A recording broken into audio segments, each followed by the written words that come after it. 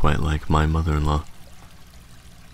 In the winter, they swim upstream to lay their spawn under the chilly moonlight.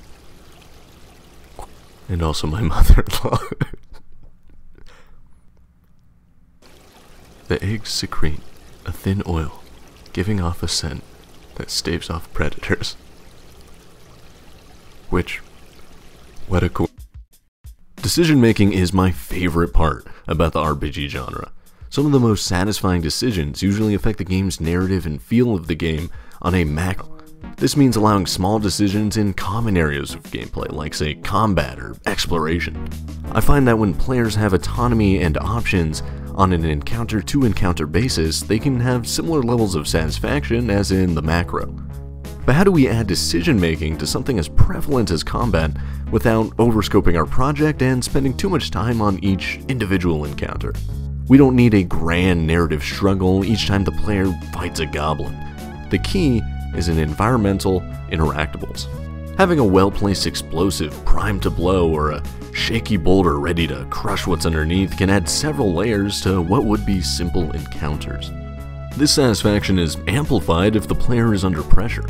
When a person isn't confident they can beat a difficult challenge, they are going to explore their options. And when they search for and then discover additional options, the game starts to feel less like a point-and-click movie and more like a living, breathing world that has its own intricacies and discoveries. Similar concepts can be applied to not just combat, but also exploration with things like secret rooms. One of the key things about environmental interactables is that they're part of the environment and not the player. Going into a new challenge, there is zero way for the player to expect and account for these interactables. So when they go in, discover, and use them effectively, we're allowing players to make some of the most satisfying decisions possible. Hello everybody, today we have another codename project Riptide devlog. And today we're going over environmental interactables. There's a lot to do, so let's strap in, have some fun.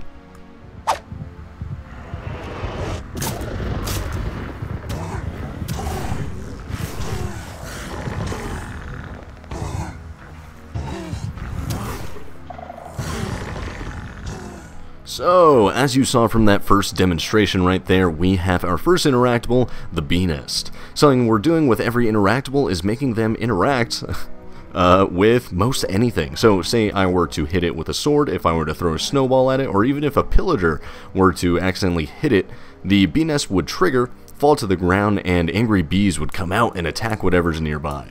But yeah, you even saw it attack things like the warden.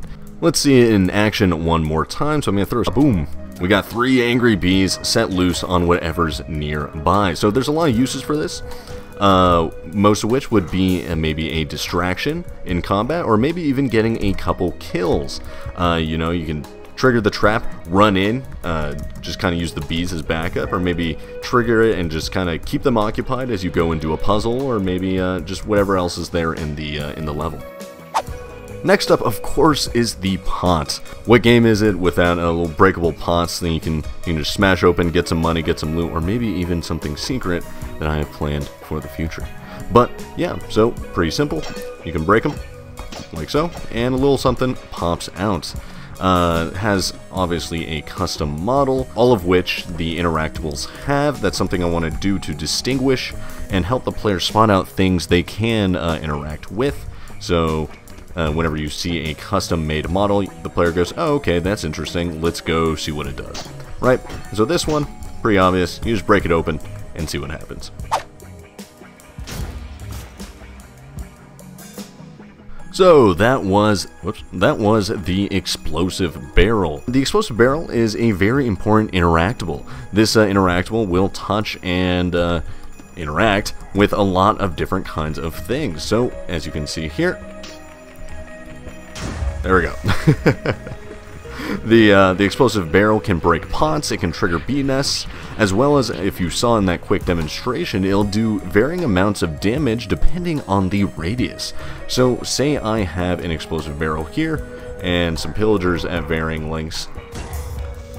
you'll see that only one of them was killed, this one was damaged, and this one wasn't at all.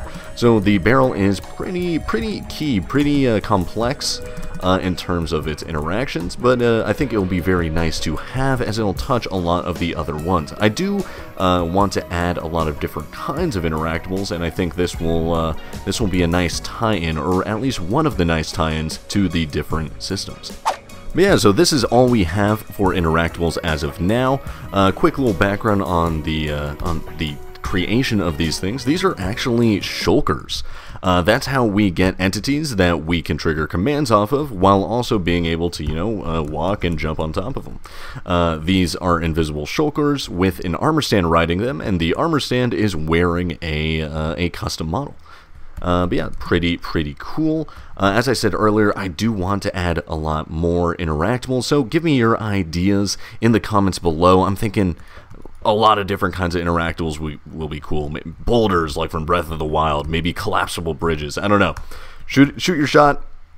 Put stuff in the comments. Let me know. But don't think I forgot, guys. You guys know exactly what's next.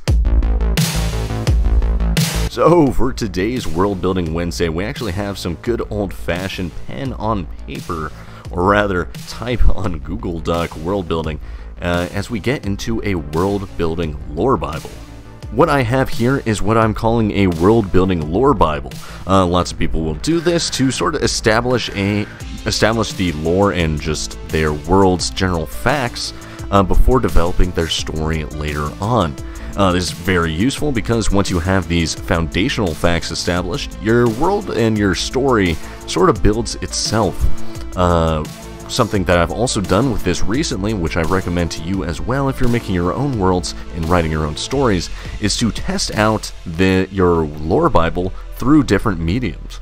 I recently conducted a tabletop campaign. Tabletop is something like Dungeons & Dragons, and used my lore Bible to create a story, and I was able to get feedback and sort of hear and test out what I've been writing, and it's going to be useful for our development of this adventure map, as well as just whatever stories and worlds we want to create with this later on.